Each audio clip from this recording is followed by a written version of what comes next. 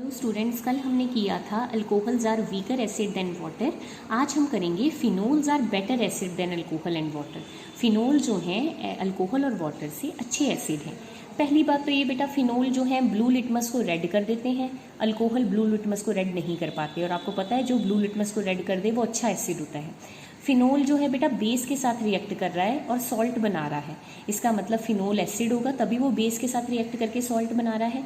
लेकिन alcohol base के साथ रिएक्ट नहीं कर पाता, इसका मतलब अल्कोहल की एसिडिटी कम होती है एज कम्पेयर टू फिनोल। ठीक है, तो अब अगर आपको क्वेश्चन आ जाए कि why phenol is good acid than alcohol, तो उसका रीज़न क्या है? Reason for greater acidic strength of phenol is, देखो बेटा, अगर मैं फिनोल के रेजोनेटिंग स्ट्रक्चर बनाऊँ, पिछली बार आपने रेजोनेटिंग स्ट्रक्चर बनाई थी कि ये जो ऑक्सीजन है बेटा, ये अपना डबल बॉन्ड इधर देगा और ये डबल बॉन्ड आगे शिफ्ट होगा। जब ये डबल बॉन्ड आगे शिफ्ट होगा, ठीक है, तो एक बार ऑर्थो पोजीशन पे, वैसे यहाँ पे नेगेटिव चार्ज आना चाहिए क्योंकि मैंने यहाँ पे शिफ्ट कर दिया, पर इस केस में मैंने इधर शिफ्ट किया हो, तो एक बार यहाँ पे नेगेटिव चार्ज आएगा, अगली बार यहाँ पे नेगेटिव चार्ज आएगा, अगली बार यहाँ पे नेगेटिव चार्ज आएगा, और लास्ट में जो है वो नेगेटिव चार्ज खत्म हो जाएगा और पॉजिटिव चार्ज भी खत्म हो जाएगा। अगर आपको ये याद नहीं है तो आप +1 में जाके चेक कर लें, जब मैंने फिनोल के रेजोनेटिंग स्ट्रक्चर करवाए थे रेजोनेंस में। ठीक है बेटा, तो जब मैंने फिनोल के रेजोनेटिंग स्ट्रक्चर बना लिए, ठीक है। फिनोल जब बेटा एसिडिक कब होगा? जब वो अपना H पॉजिटिव दे देगा। जब वो अपना H पॉजिटिव दे देगा तो O पे क्या आ जाएगा? Negative charge. इसे कहते हैं फिनॉक्साइड आयन। अगर मैं फिनॉक्साइड आयन के बेटा रेजोनेटिंग स्ट्रक्चर बनाऊं, तो फिनॉक्साइड आयन के जब मैं रेजोनेटिंग स्ट्रक्चर बनाऊंगी पुत्र, तो ये पहले नेगेटिव चार्ज इधर आएगा और ये डबल बॉन्ड यहाँ नेगेटिव चार्ज बनाएगा। ठीक है, फिर ये नेगेटिव चार्ज यहाँ शिफ्ट हो जाएगा, फिर ये नेगेटिव चार्ज यहाँ शिफ्ट हो जाएगा, फिर ये नेगेटिव चार्ज यहाँ शिफ्ट हो जाएगा। तो ये बेटा फिनॉक्साइड के जो है रेजोनेटिंग स्ट्रक्चर। तो अगर मैं ध्यान से देखूं कि फिनोल के भी 5 रेजोनेटिंग स्ट्रक्चर हैं और फिनॉक्साइड के भी 5 रेजोनेटिंग स्ट्रक्चर हैं, लेकिन फिनोल के जो 5 रेजोनेटिंग स्ट्रक्चर हैं उसमें से जो ये 3 रेजोनेटिंग स्ट्रक्चर हैं, ये वाला और ये वाला, इसमें plus minus plus minus plus minus, इन तीनों में चार्ज सेपरेशन है, मतलब प्लस और माइनस दोनों प्रेजेंट है। इसका मतलब ये तीनों स्ट्रक्चर स्टेबल नहीं है।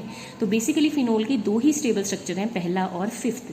लेकिन फिनॉक्साइड आयन में कहीं भी प्लस माइनस इकट्ठे नहीं है, सबके ऊपर माइनस माइनस माइनस चार्ज है। इसका मतलब इसके पांचों के 5 जो रेजोनेटिंग स्ट्रक्चर हैं वो स्टेबल हैं। तो अगर बेटा फिनोल से ज़्यादा स्टेबल फिनॉक्साइड है तो इक्विलिब्रियम फॉरवर्ड डायरेक्शन में जाएगा, और अगर फॉरवर्ड डायरेक्शन में जाएगा इसका मतलब H पॉजिटिव जल्दी रिलीज होगा और आपका फिनॉक्साइड आयन बनेगा। मतलब फिनोल क्या है? Acidic in nature. ठीक है, अगर मैं दूसरा रीज़न बताऊं, अगर मैं दूसरा रीज़न की तरफ देखूं कि अगर फिनोल की बात करूं, ठीक है, phenol has mainly 2 resonating structure whereas phenoxide has 5 resonating structure. So phenoxide is more stable, hence equilibrium will shift in forward direction, making phenol is a better acid. ठीक है बेटा, तो फिनोल बेटर एसिड हो जाता है। उसके बाद effect of substituent on acidic strength of phenol. अगर फिनोल के ऊपर सब्सिट्यूएंट लगा दूँ, सब्सिट्यूएंट मतलब या तो इलेक्ट्रॉन खींचने वाले विड्रॉइंग ग्रुप लगा दूँ या इलेक्ट्रॉन डोनेट करने वाले डोनेटिंग ग्रुप लगा दूँ, तो क्या इफेक्ट पड़ेगा?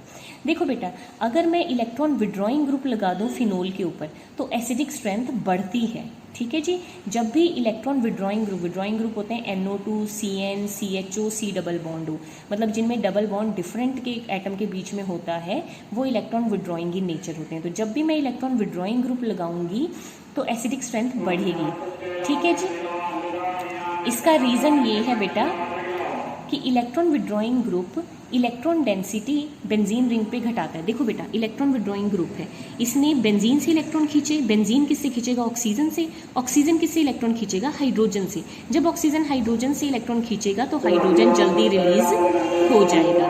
ठीक है बेटा, सॉरी थोड़ी सी डिस्टर्बेंस हो रही है क्योंकि कॉलेज के बाहर कोई सब्जी वाला बेचने आया है सब्जी। ठीक है, मैं दोबारा बता देती हूँ कि अगर इलेक्ट्रॉन विड्रॉइंग ग्रुप बेंजीन के ऊपर लगाए तो बेंजीन से इलेक्ट्रॉन खींचेगा, बेंजीन ऑक्सीजन से खींचेगा, ऑक्सीजन हाइड्रोजन से खींचेगा, तो हाइड्रोजन जल्दी रिलीज हो जाएगा, मेकिंग इट बेटर एसिड। ठीक है, इलेक्ट्रॉन विड्रॉइंग ग्रुप अगर फिनॉक्साइड पे भी लगाए तो वो बेटा बेंजीन से खींचेगा, बेंजीन किससे खींचेगा? ऑक्सीजन से। ऑक्सीजन पे नेगेटिव चार्ज कम होगा, अगर नेगेटिव चार्ज कम हो गया तो इसका मतलब ये स्टेबल होगा, और अगर ये स्टेबल हो गया बेटा तो इसका मतलब जो रिएक्शन है वो फॉरवर्ड जाएगा। अगर ये स्टेबल है, ये कम स्टेबल है, तो रिएक्शन फॉरवर्ड जाएगा, मतलब इलेक्ट्रॉन विड्रॉइंग ग्रुप से एसिडिक स्ट्रेंथ बढ़ेगी। ठीक है, लेकिन अगर इलेक्ट्रॉन डोनेटिंग ग्रुप लग जाए, जैसे मिथाइल NH2, जिनके पास लोन पेयर होते हैं वो डोनेटिंग होते हैं, वो अपना इलेक्ट्रॉन डोनेट कर सकते हैं, तो इलेक्ट्रॉन डोनेटिंग ग्रुप से बेटा एसिडिक स्ट्रेंथ घटती है। क्यों घटती है? देखो, इलेक्ट्रॉन डोनेटिंग ग्रुप बेंजीन को डोनेट करेगा, बेंजीन ऑक्सीजन को डोनेट करेगा, ऑक्सीजन हाइड्रोजन से खींचेगा नहीं। अगर हाइड्रोजन से खींचेगा नहीं तो ऑक्सीजन हाइड्रोजन वाला बॉन्ड वीक नहीं होगा, हाइड्रोजन जल्दी रिलीज नहीं होगा। अगर मैं इस केस में भी बात करूँ कि बेंजीन जो है वो इलेक्ट्रॉन डोनेटिंग ग्रुप दे दो तो डोनेटिंग ग्रुप बेंजीन को देगा, बेंजीन ऑक्सीजन को देगा।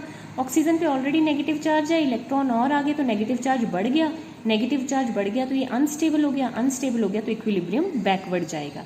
इसका मतलब डोनेटिंग ग्रुप एसिडिक स्ट्रेंथ घटाते हैं, विड्रॉइंग ग्रुप एसिडिक स्ट्रेंथ बढ़ाते हैं। ठीक है, अब जैसे ये है, अरेंज करो in increasing order of acidic strength. देखो बेटा, इसमें ना डोनेटिंग लगा है ना विड्रॉइंग। साइनाइड क्या होता है? विड्रॉइंग। इसमें भी विड्रॉइंग है, इसमें विड्रॉइंग है, इसमें विड्रॉइंग है। मीन्स इन तीनों की एसिडिक स्ट्रेंथ इससे तो ज़्यादा ही होगी क्योंकि इन तीनों में विड्रॉइंग लगा है। अब विड्रॉइंग ग्रुप भी पैरा पोजीशन पे सबसे ज़्यादा इफेक्ट करता है, फिर ऑर्थो पे और फिर मेटा पे। तो सबसे ज़्यादा एसिडिक स्ट्रेंथ पैरा वाले की, फिर ऑर्थो वाले की, फिर मेटा वाले की और फिर सिंपल की। नेक्स्ट क्वेश्चन देखो, arrange the following in increasing order of acidic strength. अब इनमें इस पे तो कुछ नहीं लगा, ना डोनेटिंग ना विड्रॉइंग, इसमें डोनेटिंग ग्रुप लगा है। ठीक है, तो डोनेटिंग ग्रुप भी सबसे ज़्यादा इफेक्ट कहाँ करेगा? पैरा पोजीशन पे। मतलब पैरा की जो एसिडिक स्ट्रेंथ है सबसे कम होगी क्योंकि डोनेटिंग ग्रुप एसिडिक स्ट्रेंथ घटाता है, विड्रॉइंग ग्रुप एसिडिक स्ट्रेंथ बढ़ाता है। तो सबसे ज़्यादा कहाँ घटेगी? पैरा पे, फिर ऑर्थो पे, फिर मेटा पे और फिर नॉर्मल पे। तो सबसे ज़्यादा एसिडिक स्ट्रेंथ होगी नॉर्मल की, फिर मेटा की, फिर ऑर्थो की और फिर पैरा की। तो इस तरह से आपने क्वेश्चन सॉल्व करने हैं। Okay, thank you.